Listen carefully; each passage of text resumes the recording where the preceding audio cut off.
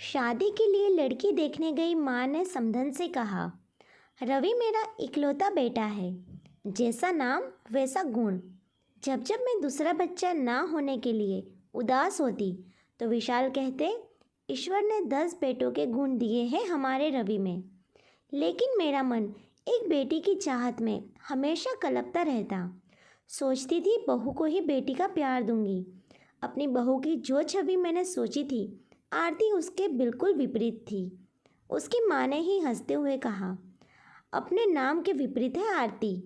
लड़कों की तरह हंसना बोलना अकड़पना भरा हुआ था उसमें। जाने रवि को क्या दिखा इसमें। जीन्स और टी शर्ट में आकर उसने हेलो आंटी कहा। मैं भी प्रत्युत्तर में हेलो ही कहा। तभी उसकी माँ बोली, आंटी के पैर छुओ बेटा। उसको असहज देखकर मैंने कह दिया, रहने दो बेटा, इसकी कोई ज़रूरत नहीं है।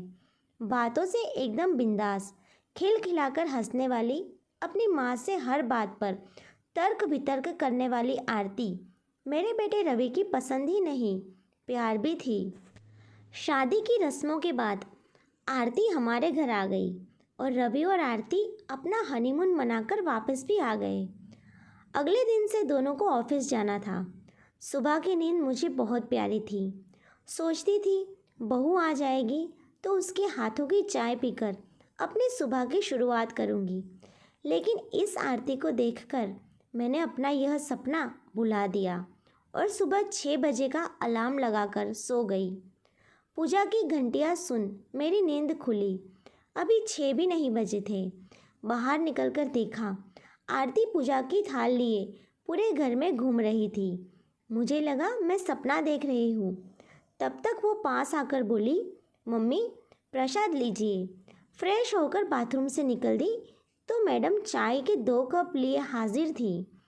चाय पीने के बाद बोली, मम्मा मुझे नाश्ते में बस सैंडविच और चिल्ला बनाना ही आता है। आप लोग नाश्ते में क्या खाते हैं? पीछे से रवि आकर बोला, जो भी तुम बनाओ हम वही खाएंगे। रवि ने मेरा हैरान चेहरा देखकर पूछा, क्या हुआ माँ, चाय पसंद नहीं आई? नहीं रे, इतनी अच्छी चाय तो खुद मैंने ही नहीं बनाई कभी भी। फिर मैंने आरती से कहा, तुम्हें ऑफिस जाना है बेटा, तैयार हो जाओ। अभी मेड आती ही होगी, मैं उसके साथ मिलकर नाश्ता बना लूँगी। अरे नहीं मम्मा, नाश्ता तो मैं ही बनाऊँगी। फिर तो मैं पूरा दिन ऑफिस में ही रहूँगी तो घर पर सब आपको ही देखना पड़ेगा। आरती कभी कोई मौका नहीं देती थी कमी निकालने का। साड़ी बहुत कम पहनती थी। वो हर रोज़ हमारे पैर भी नहीं छूती। उसकी आवाज़ भी धीमी नहीं है।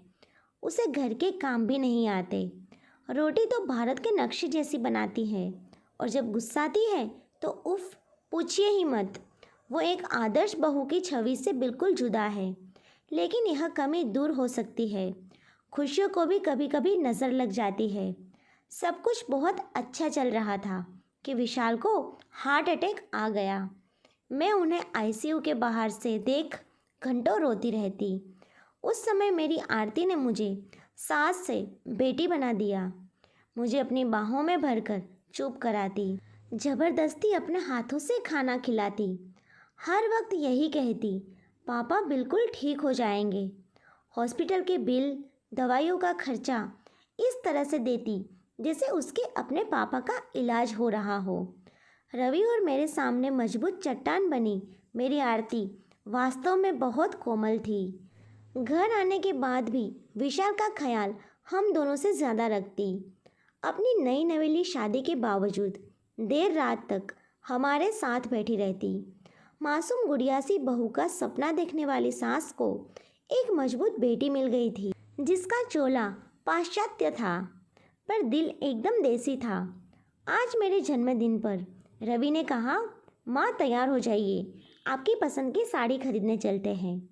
मुझे कुछ नहीं चाहिए रवि, तूने आरती के रूप में मुझे मेरी ज़िंदगी का सबसे बड़ा तोहफा दे दिया।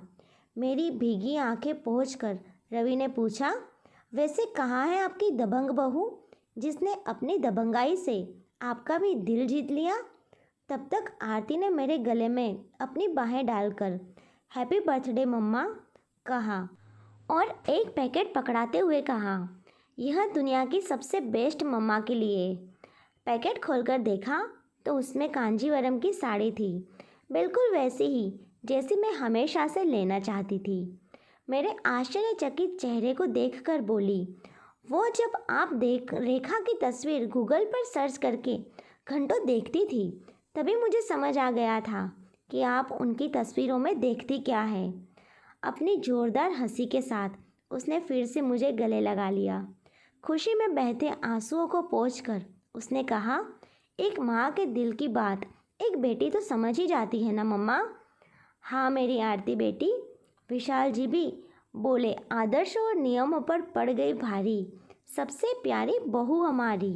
तो दोस्तों, आपको ये छोटी सी और प्यारी सी सास बहू की कहानी कैसी लगी? आप हमें कमेंट करके ज़रूर बताइएगा। और वीडियो अच्छी लगी तो लाइक करना और शेयर करना बिल्कुल भी ना भूलें। और चैनल को भी सब्सक्राइब ज़रूर कर दीजिए। अब मिलते हैं नई कहानी के साथ, तब तक के लिए बाय।